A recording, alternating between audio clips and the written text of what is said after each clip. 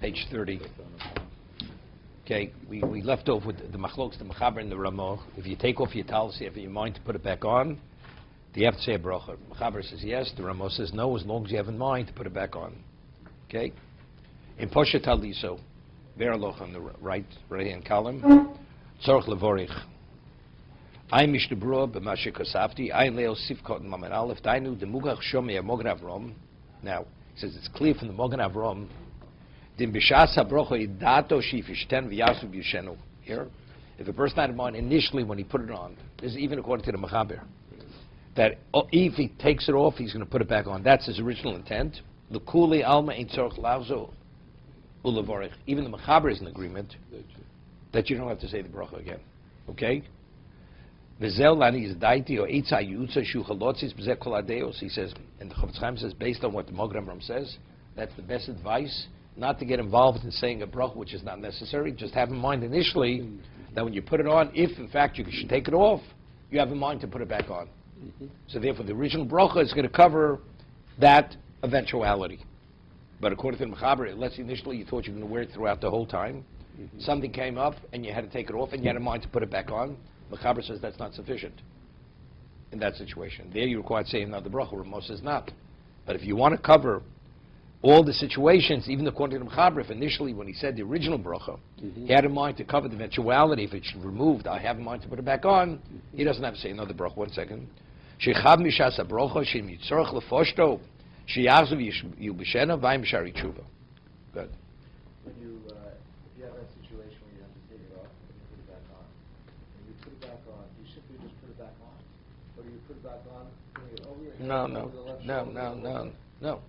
You don't have to. No, you don't want that atifa because it's a continuation. You only have to wrap yourself. That's the original putting on the talis. Right. Unless you just put it over your shoulder. That's it. Exactly. It's relevant. a mistake I made yesterday. Okay. If you don't, let's say you did that, you put the talis on and you made that thing that, and you had in mind that you need to take it, and you take it off, but you know you're not going to. No, everybody agrees. It's over. It's over. Even though you made that. Doesn't make a difference because there you're detached. Even if you came back. Even if you came back. Okay? Let's see the next bit. V'yeshom she'in mevorchim. Others say that you don't say the bracha. Right? This is the first position in the Ramah, even if you're not wearing a talis cotton. That as long as when you take it off, you have in mind that you're going to put it back, even though initially you didn't have in mind that you're going to take it off. The Ramah says one doesn't have to say another bracha. I Mishna Berura mashksavti dim lo levosho miyad. What about he had in mind to put it on, but it was a lapse of time. He didn't put it back immediately. The Malbim. The Malbim. He cites the Chuvas Kol Eliyod Lefi Zeh Hayotzi Beis HaMerchotz. Tzorach Howard. Okay. Trekal Gloshami. Shtami. As I read, you're reading along with me. Yeah. Okay. It's a good thing David Lobel's not here.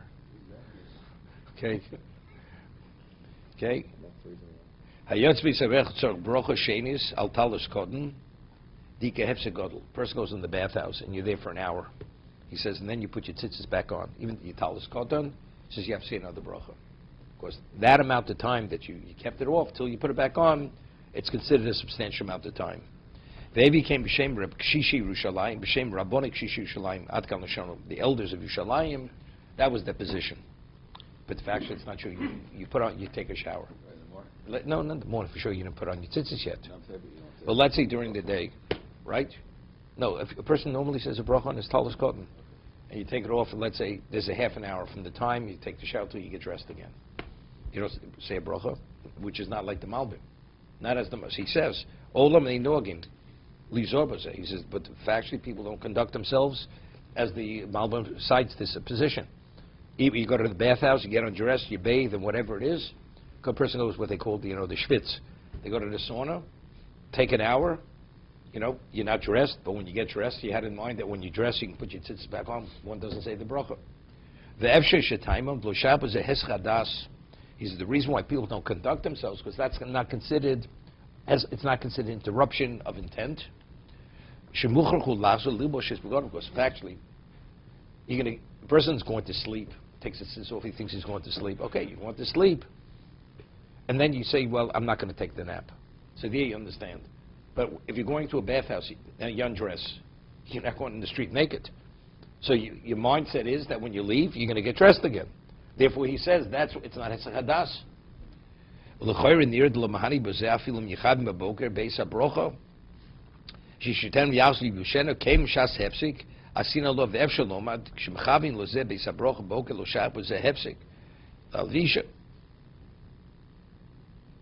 Okay. He says, but factually, we don't do this.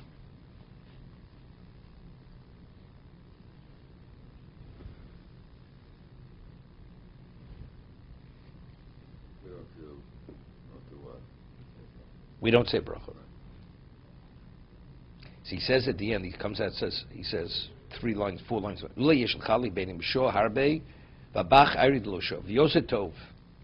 He says something interesting. What about if a person has in mind, when I put on the tzitzis, the bracha should only cover until I take it off in the bathhouse? He only wants the bracha to cover that first wearing, not the second wearing. So when you take it off, I never intended initially that my bracha should cover the second wearing. He says, if you have that in mind, then it's not a question you can say a bracha when you put it back on. No, because you're getting involved in the suffix. There's a question, is it a hefsek? When you take that, you have that lapse of time. Is that considered interruption or not? So he says the way to circumvent the whole situation is, have in mind initially, the bracha is only covering that first wearing, and once you take it off, you don't have in mind to cover, to putting it back again. I would think that example that we said is a break in the bathhouse. And that hour break is the time we take you down the chakras. What does chakras have to do with this? So, is you required to Since it's no, it's unrelated. It's unrelated. It's more respectful to wear the talis. That's all it is. But as he says over here, Yostov shecham v'boker beis habrocha shlo tiftor brocha zu letalis koten rak achit shitenu beis hamerchotz. You only want it to be covered only until that. Vos yuchal levorch akach l'kuli alma. For the talis koten, the other switch, we say we put the talis on. But You have in mind that But there we're talking about a small interruption. If you have to go out during davening, that's a small interruption. Here he's talking about a substantial amount of time. Does that make a difference or not?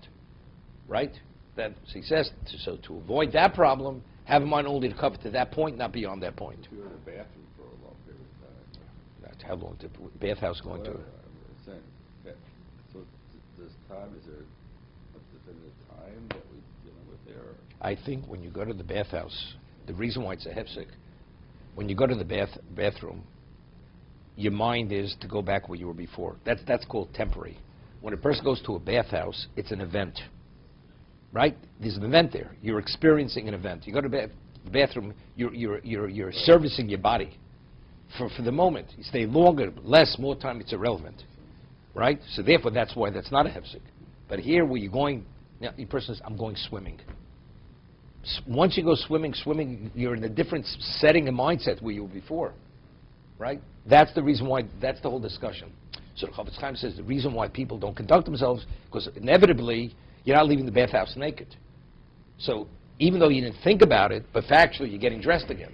So having that in mind, or subconsciously in mind, that's the equivalent. You never detach from the original mitzvah.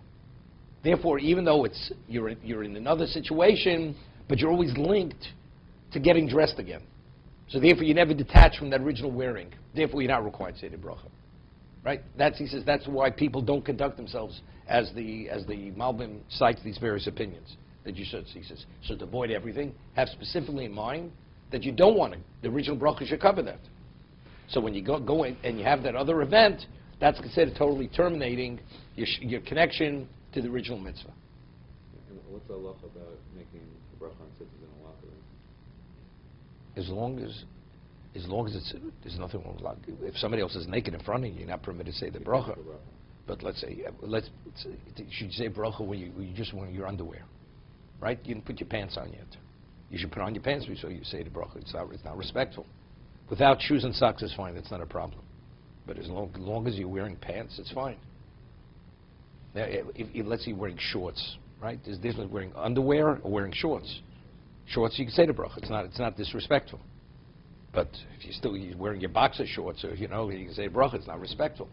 Say bracha that way. Okay, let's see the Susa Shara.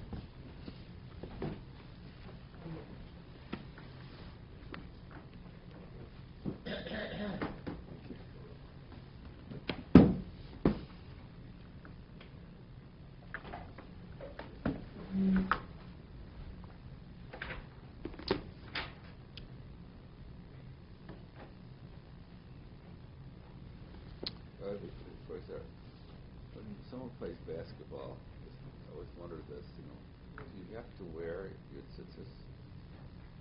During the day, play basketball. Put it this way. It's going to get soiled a little bit.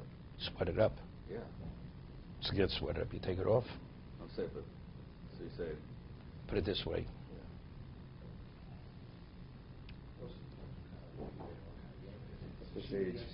You're up there. If it interferes with the sport, what's it interferes? Yeah.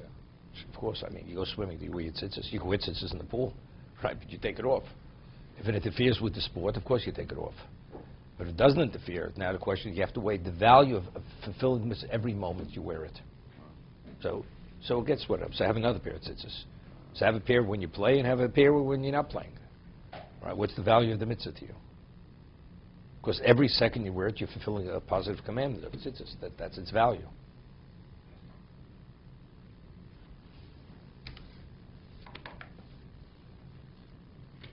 So ideally, no matter how sweaty someone is, they should be wearing tzitzis. Definitely. No, some people he's saying, like in the summer, it's very hot. No, I mean when they doing sports or whatever, exercise. So I have another pair. So I'll have two pairs of tzitzis. One what you play with, and the other one that it gets sweated up. So you wear your other pair.